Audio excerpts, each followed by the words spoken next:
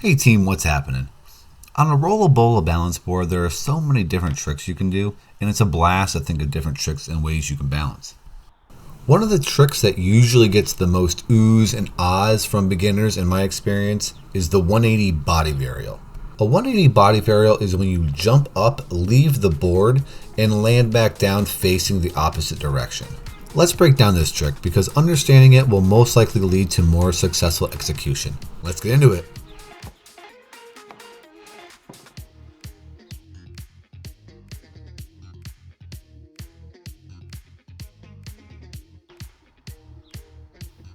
Before we start, this move is pretty intimidating and requires a little bit of bravery, or recklessness, hopefully the former.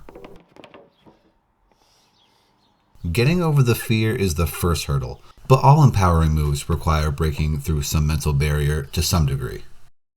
Believe it or not, this trick isn't too difficult once you understand what to do with your upper body and your lower body. Let's first start with your lower body. Let's remember, when you're on the balance board, you're essentially on a seesaw.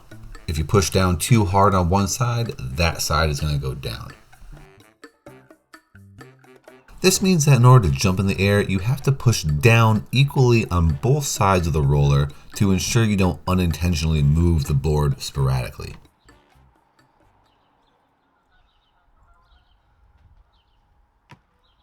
Try to make sure that the roller is not only in the middle of the board, it's in the middle of your feet. It is possible to jump successfully when you're not in this position, but it requires pushing down more on the short side than the long side. For simplicity's sake, keep the roller in the middle of your feet and the board. So that's how to jump, not do a 180-degree turn. So where does the spin come into play? Well, the spin comes into play with the upper body. If you initiate your spin with the lower body, you'll be more likely to spin the board around, which does not set you up for a safe landing. So once you're comfortable with the lower body, let's talk about what to do with the upper body. Your arms help you jump, and you want to use them to ensure you have enough air time to make the 180. But having your arms initiate the spin calls for a little different movement.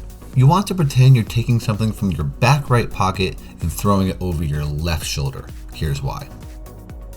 The easiest way for me to describe what's happening without getting into conservation of angular momentum is you have two circles that rotate about your vertical axis, a big one and a little one.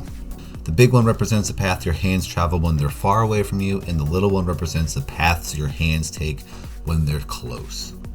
It's much easier to develop speed around the bigger circle, just like when a baseball player makes wide cuts running around the bases. Wide curves are typically faster. The benefit of the smaller circle is it takes less distance to make a full revolution, which allows you to make spinning faster. The purpose of the outside circle is to increase your arm speed without rotating your body when you don't want it. And the purpose of the inside circle is to use that speed you developed to start rotating when you do.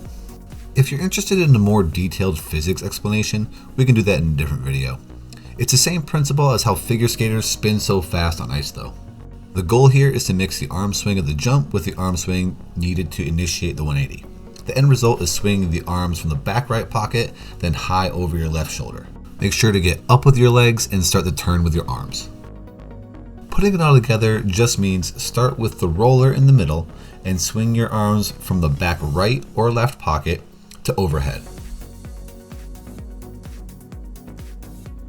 If the board has twisted when you're trying to land, that typically is indicative of you initiating the turn with your feet. If the roller is grossly not where you left it, that's indicative of not applying equal force to each side.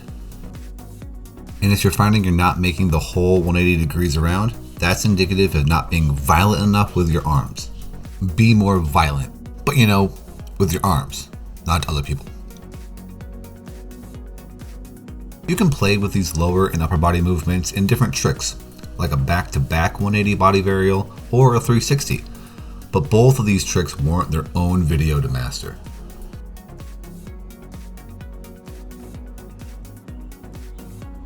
If you're trying to dissect a trick but just can't, let me know in the comments, and definitely subscribe if you haven't already.